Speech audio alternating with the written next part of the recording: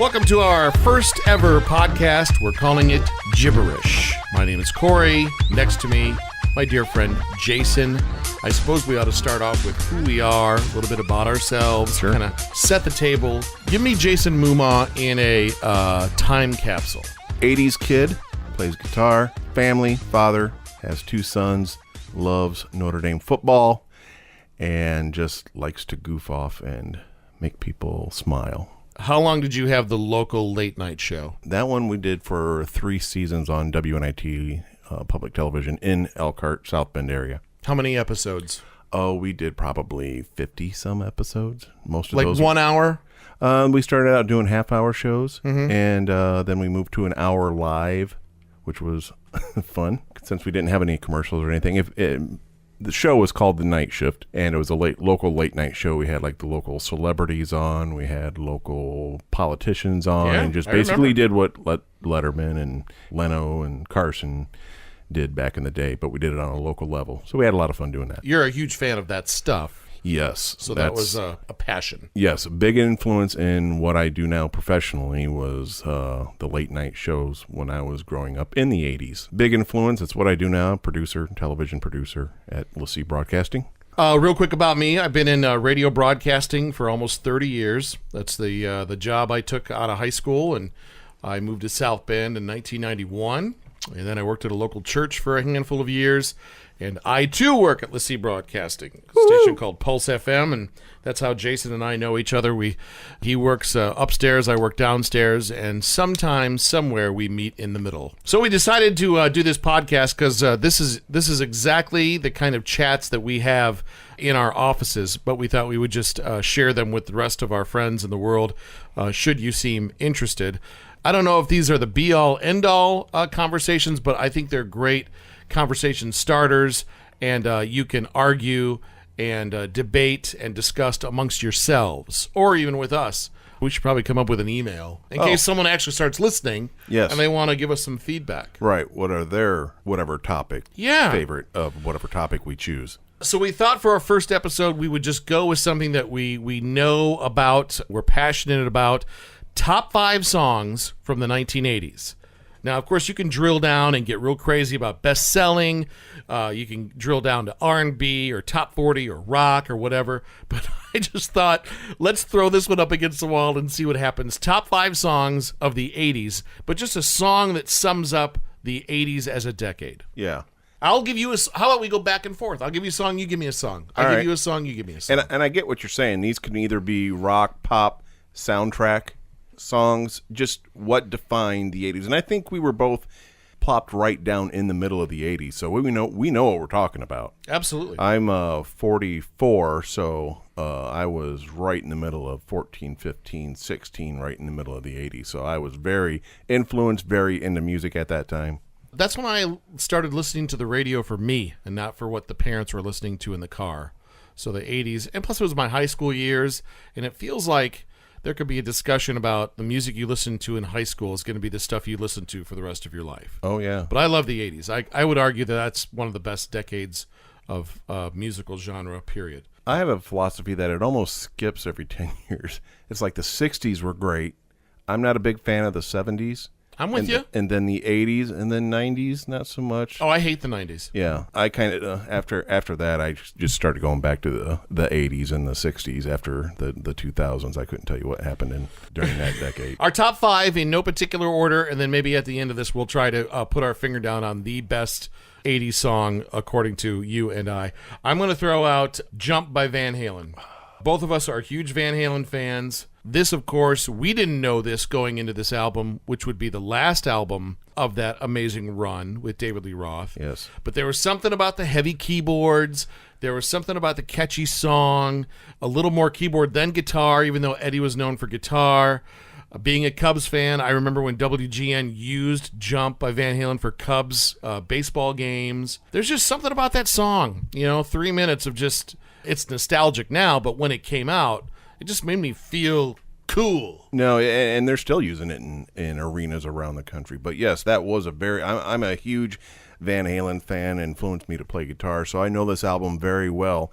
And you do say keyboard heavy. Yes, I agree with that, but there are some very heavy guitar tracks. And you got Panama on there. On that record, yeah. Yeah, But Drop I mean, Dead Legs. as a song by itself. Oh, yes, sure.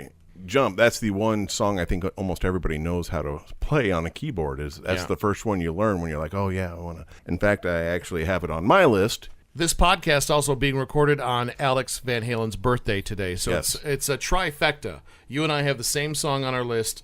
It's Alex's birthday. I dare say one of the greatest rock drummers of all time. Oh, yeah, he does not get the recognition. I know there's, Rush has a great drummer, Neil Peart. You got John Bonham from Led Zeppelin, Keith Moon from The Who, but Alex Van Halen, Hot for Teacher. The beginning of that sounds like a Harley Davidson sitting there Right? idling. And he's doing that with his feet, by the way. So if you haven't heard, I mean, again, that's on the 1984 album. I'm going to go In the Air Tonight, Phil Collins. Ooh, a little earlier 80s. A little earlier 80s, Phil's first solo album outside of Genesis. Everyone thought it was the urban legend was that it was an actual story of something he saw. But like every solo album Phil made, it's about divorce. And he hated his ex-wife. And so he put her in an imaginary story, and you can fill in the rest from there. But I mean, it's iconic. It's classic. It's like, even if you're driving around our hometown here at night and that song comes on one of our quote-unquote oldies stations, you turn it up and you drive a little faster. Yeah, you feel like Sonny Crockett because they used that that became very popular with Miami Vice. What everybody waits for in that song, because that's, I think, what makes it a great song. There's the anticipation of the big drum. You're waiting for it. Pat Boone, Pat Boone, Pat Boone, Pat Boone, Debbie Boone. Or however it I was goes. gonna say, Pat Boone. I mean, You still hear it today. It holds up. I think that kicked off, because you say that was off his first solo album. That really did kind of kick off his string of hits throughout the 80s that he did. He going back with Genesis, but at that point he became the main focus he was, because it was Peter Gabriel as the lead singer. He left. Phil Collins was the drummer. Because the one song I always like from them, and I don't know if I can recreate it properly, is that oh. Was that a Genesis song? That Mama? was that's it. Okay. I always remember the breakdown of that, and it's like, man, he's getting nasty. He's got a little creepy there. But yeah, then they go into the rest of the 80s, and they just mopped it up. So good choice. So you're not going in any particular order. I'm not. I'll start a little bit down on the list for me. MTV was a big influence. Yes. Growing up, watching MTV and getting home after school, turning it on, back when they would actually play music videos, and it was just, great. Take On Me by Aha. Ooh. Because you can listen to it in your car in that, but then the video for it was groundbreaking. Yeah.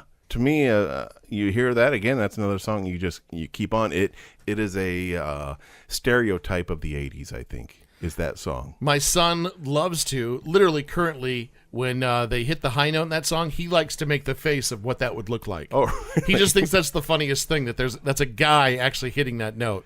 but he doesn't hit the note, he just makes the face. He just of makes the note. face. He doesn't hit the note. But he is 10, so he does have the range. Yeah, he hasn't that's dropped yet. That's a great choice. I did not think about Take On Me. Yeah. Aha. Truly a one-hit wonder. Yeah. Reminds me of sitting there watching MTV. My third choice is going to be Power of Love, Huey Lewis and the News. Their first number one. Yes. And I still think the song holds up today when you hear it on the radio. It's one of those moments where you stop and turn it up. But I think the 1-2 punch about that, not only was Huey Lewis cool, but it's attached to one of the greatest movies of all time, which is still a great movie to watch today, Back to the Future. One of the greatest movie. Oh, wow. Maybe? Well, for me. I love that song, though. I love Huey Lewis and the News. I've always liked them as a band. I remember the radio station I worked for here in South Bend brought them in, and every song they played that night was a certified hit. Did you meet Huey? Yeah, I got a picture with him. Go ahead. Number 2. We're on your turn. Power of Love. We did not talk to each other. We have 2 off the scene. I think this has to do with our birthdays. Oh, because we got the same birthday, August Yes. 18th. August 18th. To me, it's almost like a time machine type of song, because you hear it and you go back in time to the 80s of when you heard that for the first time, and popping it in your your cassette player, putting the headphones on, riding your skateboard. I'm going to listen to it right now. Well, and Huey Lewis, that's not the only one he had. I mean, he had a string. Yes. I mean, the Power of Love. When you said Back in Time, he has a song called Back in Time. Back in Time, yes. Yeah. Hip to Be Square. Would you dare say Power of Love's the best Huey Lewis song? That would be the one I would want to probably take with me on island if I could only take one Huey Lewis song. I think it really kind of... It sums up who he is, who they are. My second to first song would be Don't You Forget About Me by Simple Minds. And I Googled this just to get the backstory on it. So there's a writer named Keith Forsey who wrote the song, and he asked The Fix, Brian Ferry, Billy Idol to record it, and they all said no. Then he goes to Simple Minds, the fourth choice, and they said, we only want to do songs that we've written. Keith happens to know the lead singer's wife, who was Chrissie Hynde from The Pretenders. Yes. And talked her into talking them into doing Don't You Forget About Me. Now, I dare say, I don't know that they'd be happy about this, that's their best song. Yeah. I mean, that's probably the one that they're going to pull out at the end of the show.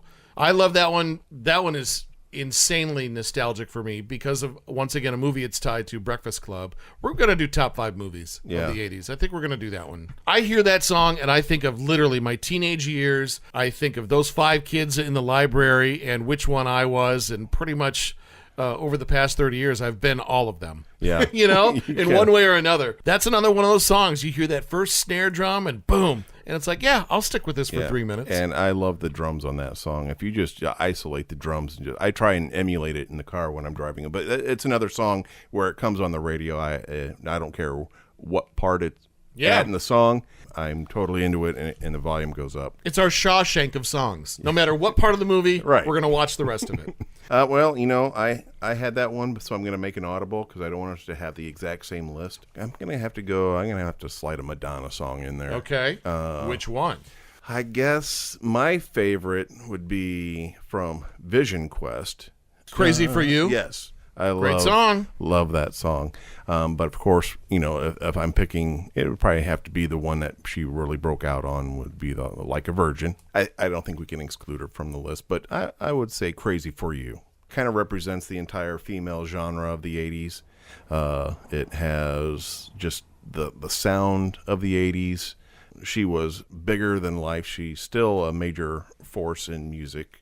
We'll have to do our homework. I think she had 3 or 4 pop upbeat, you know, hits, and then that was kind of her first ballad. Yeah. And it feels like, as I'm sitting here thinking about it, like more of a serious side. And it's like, oh wow, she's not just a sideshow freak. Right. I mean, there's some depth there.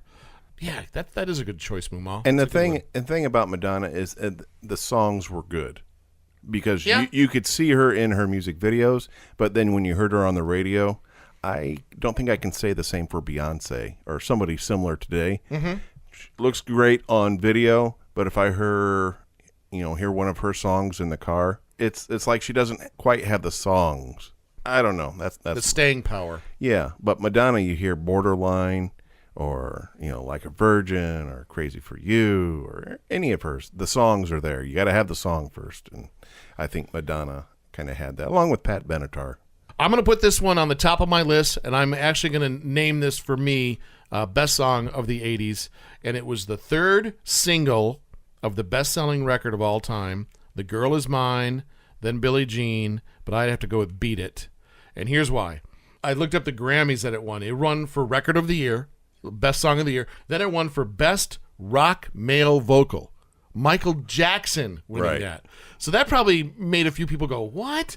Because he's like one of the greatest R&B singers of all time. You put him on a rock record, then you throw in one of our favorite guitarists of all time, Eddie Van Halen. Yeah. It was like this perfect storm and the video was amazing. It came out at the same time, and there's just something about, which I think Run DMC and Aerosmith did a few years later, when you bring multiple genres into one song and it all works together.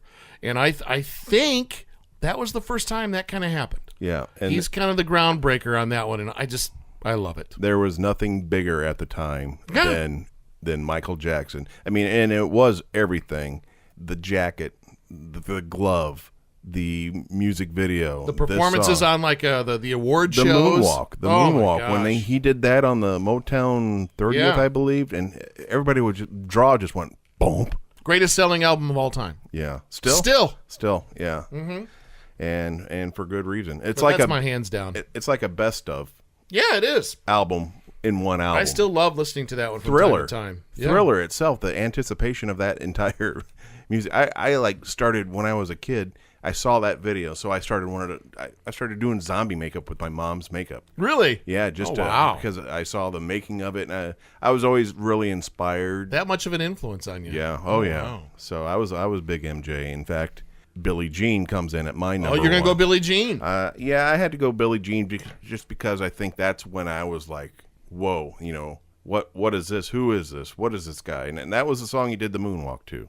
on So- the award show. Yeah. So Okay. and the video, and so that was the 80s for me, was Michael Jackson, that whole period of time in the mid 80s when he took off. And yeah, I mean, to play off of that, so The Girl Is Mine, that's what he released first. That was the first song, Girl Is Mine. Well, Paul McCartney. McCartney.